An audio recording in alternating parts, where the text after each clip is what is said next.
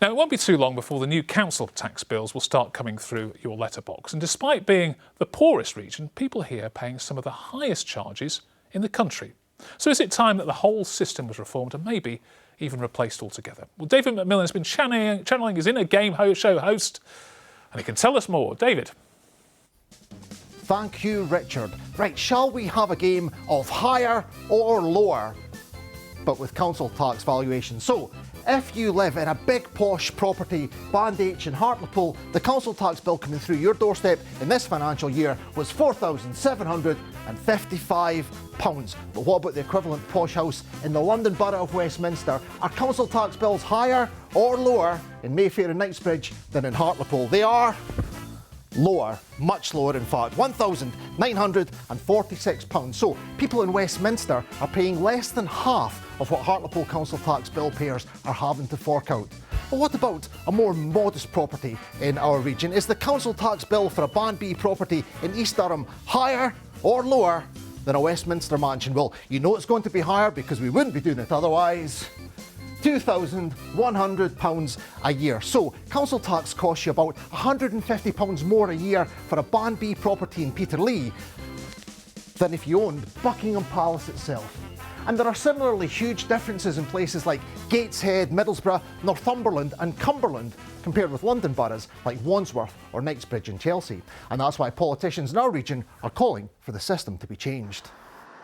So council tax bills in Hartlepool are more than twice as expensive as in Westminster. So how do poolies feel about that? Well, exactly as you would expect. The people in Westminster have got all the money, and people who are deprived in Hartlepool, shocking really. Bit unfair really, considering they're on the higher wages and all your MPs and things that have flats and that around there, you know. I think it's very high here compared to the rest of the country for the kind of town that we live in. I think it's ridiculous. So why are people in Hartlepool paying so much more in council tax than people living in places like Mayfair or Knightsbridge? Well, there's hardly an abundance of super posh houses here in Hartlepool, and that means it's very hard for the council to raise money through tax. The council leader here says something has to change. It's a horrible tax. It's a very unfair tax. So we rely on council tax in order to keep going, but at the same time we have to charge more than people in Westminster would be paying because of the lack of bigger, higher band houses. The property valuations council tax is based on date back to 1991. Now, house prices have increased faster in the south than the north since then, and some say that's left people in deprived areas forking out more and getting less in return.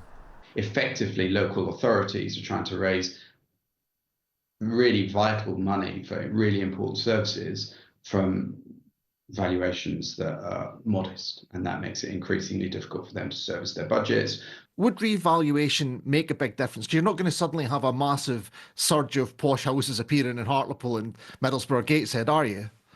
It will be a combination of increased tax claim in the London and South East areas and a greater redistribution to other parts of the country who have not benefited from things like Crossrail, the Jubilee Line extension, the fifth terminal at Heathrow, etc. Reforming the council tax system or replacing it with something new is a complex issue, and there's been little enthusiasm over the years at the highest level of government to take on that challenge. So when I asked the government, are you going to do anything about this? They said, we have no plans to reform council tax. They do say they want to make the tax system fairer for councils and make it more based on need, but I don't think they're going to take that radical step that some people say is needed. The Labour government says it has no plans to change the council tax system. Despite that, many Labour politicians in the region are hopeful there is an appetite to find a system that's fairer on the north. David McMillan, game show host. We're definitely losers in this game show at the moment, aren't we, Jonathan Brash? You lead a group of MPs who want that change, but your government says it's not looking to reform this. It's game over, isn't it? No, not at all. And that's exactly why I brought together a group of MPs from all parties, frankly, to say that the system is completely broken. It's completely regressive. It's hammering towns like Hartlepool. And we have to change it. We have to make the change. Now, look, there are lots of ways you can do it, and we've got to be clear about this. You either change the system of raising money, which is the council tax itself, and there are lots of options that would do that. But there's also the other side of the coin. What is council tax used to pay for? Right now in Hartlepool, 75% of every penny raised in council tax is on social care. It's basically bankrupting local authorities. So we could look at changing social care, taking it out of local authorities. That would cut bills immediately. There are lots of options. Okay. The key thing is there's ideas there, aren't there? The problem is, the political price potentially of messing with social care. Yep. Theresa May paid the price of that. Margaret Thatcher paid the price for messing with local government finance. There's a reason why these valuations haven't been touched for 30 years, because as soon as you do, some people will lose, they will hate it, and politicians will get unpopular. Look, I completely agree there is a reason why people are refusing to do it, but that's not my problem. I know how much damage this is doing to constituents of mine. I have to fight to make that change. And look, for the first time, we're talking about this issue because of the APPG that I've put together. These politicians are coming together. Group, yeah. And that's going to ensure that this is raised up the agenda in government, in Whitehall and across the country. We have to get change.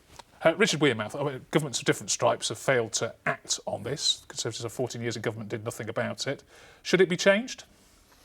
I think that there's inherent issues and frustrations that with the system. I think that probably what you have to do is look at actually what the service is that's being delivered, because the problem is that the minute you pour more money into councils from elsewhere, you kind of lose the accountability, because there is an element of accountability in terms of paying over your money, and in your council tax you understand the transaction that you're making. So it's a little bit dangerous to break when you saw those figures, section. It's simply that, in London they can raise huge amounts through the council tax because of big properties.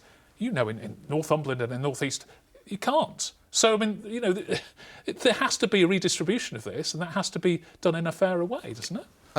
Well, absolutely. And unfortunately, the Labour Party has, for example, these last few weeks has cancelled the Rural Services Delivery Grant and other things, and left Northumberland out of pocket. But this goes much further if you're looking at how things are financed. So cancelling of the dualling of the A1, for example, that's because the Green Book says, computer says no, it's not worth doing because it doesn't represent value for money. When you try to get money into regeneration schemes in the north, you won't get it because the computer says build another Crossrail and send prices of properties skyrocketing, and the whole thing just becomes compounding.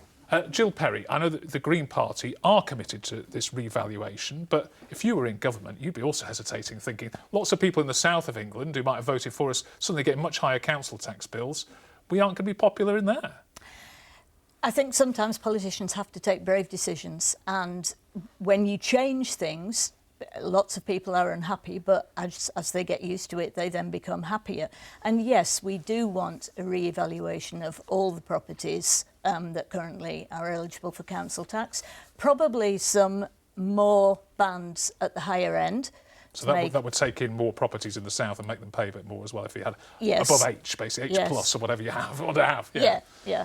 But also there's a big case for redistribution according to need, because obviously in poorer areas there are more people requiring social services, and that is really difficult for councils because it takes a huge lump out of the council tax that we generate. Jonathan Brash, what's the next step then with your group's campaign? So as I say, we've had our initial meeting last year. Now we're going to start pulling together experts and evidence from various different quarters to pull together a report for government on this matter. Look, can you come up with a fully formed alternative that you could sell to the government? I think we can. I think that's absolutely the aim and the intention. I would say a couple of things. First of all, I don't really think revaluation is the answer. I think it has to be more radical than that if you're looking for a replacement to the system. I would also say, to the point that Richard made, look, the bond of trust between local authorities and the people who pay council tax has been broken, because the vast majority of people in Hartlepool are paying more, but because they don't require a vital service like social care, they're getting less. That's genuinely problematic for local democracy. So we have to fix this. People are paying far too much in Hartlepool. Those bills have to come down. Richard Wearmouth, what about Jonathan Brash's idea of separating out social care? It is tricky because obviously it will have to be funded in a different way, more tax in perhaps a different area.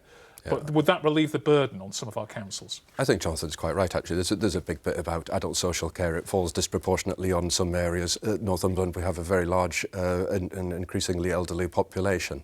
We're very happy that that's the case, but it does provide significant additional financial burden. You've got the same issues around SEND and so on. That's a real problem that the government will need to get to grips with in the years ahead. Sorry, Jill Perry, do you agree that some of these areas perhaps need to be funded in a different way?